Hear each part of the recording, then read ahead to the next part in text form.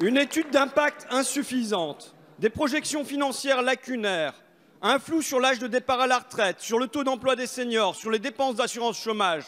Ce n'est plus votre opposition qui le dit, c'est désormais l'avis officiel du Conseil d'État. Vous faites n'importe quoi.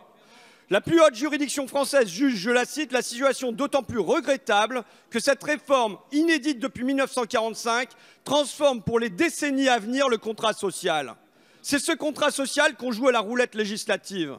Les retraites des Français sont jetées dans une tombola improvisée. Et pourquoi? Parce que tel en est à l'Élysée le caprice du prince. Mais il est seul. Vous marchez seul.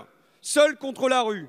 Seul contre les avocats et les hospitaliers. Seul contre les enseignants et les ouvriers. Seul contre les étudiants et les pompiers. Seul contre les cheminots et les danseuses de l'opéra. Seul ici contre la droite, seul contre la gauche, seul surtout contre les Français, seul contre les 2/3 des salariés, seul contre les syndicats et maintenant seul contre le Conseil d'État. Seul. Et c'est ainsi retranché dans vos palais que vous prétendez réformer la France en faisant rentrer la loi à la matraque. Contrairement à ce que vous avez l'air de penser, nous ne marcherons pas seuls.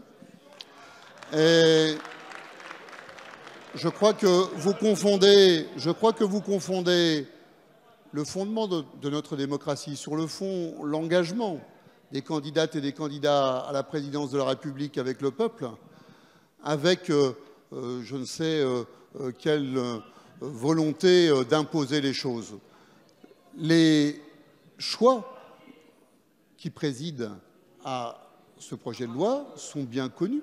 Nous les avons déjà présentés lors du contrat avec la nation et puis lors de la campagne législative, et nous les avons rappelés à plusieurs reprises et nous les avons fait évoluer lors des travaux pendant près de 18 mois avec Jean-Paul Delevoye et le rapport qui a été produit le 18 juillet. Sur le fond, la réalité, vous nous avez parlé de la note du Conseil d'État, monsieur le député François Ruffin. C'est une note de 63 pages. J'imagine qu'elle a été lue avec intérêt par tout le monde, y compris par vous.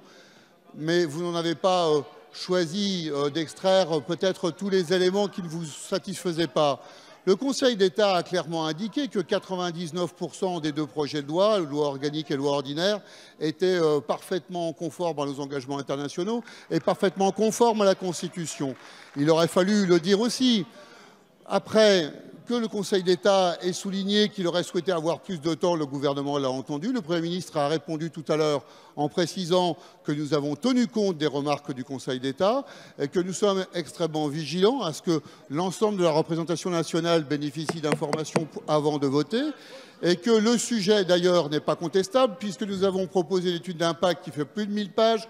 Lorsque nous regardons ce qui a été fourni par ceux qui ont proposé des réformes précédentes, monsieur le ministre. 90 pages en 2010. Merci. La parole est à monsieur Ruffin. Je vous entends qui faites la claque, chers collègues de la majorité.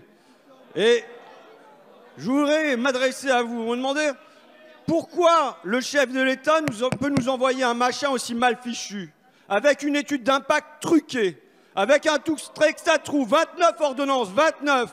Pourquoi le texte d'un prince prend force de loi?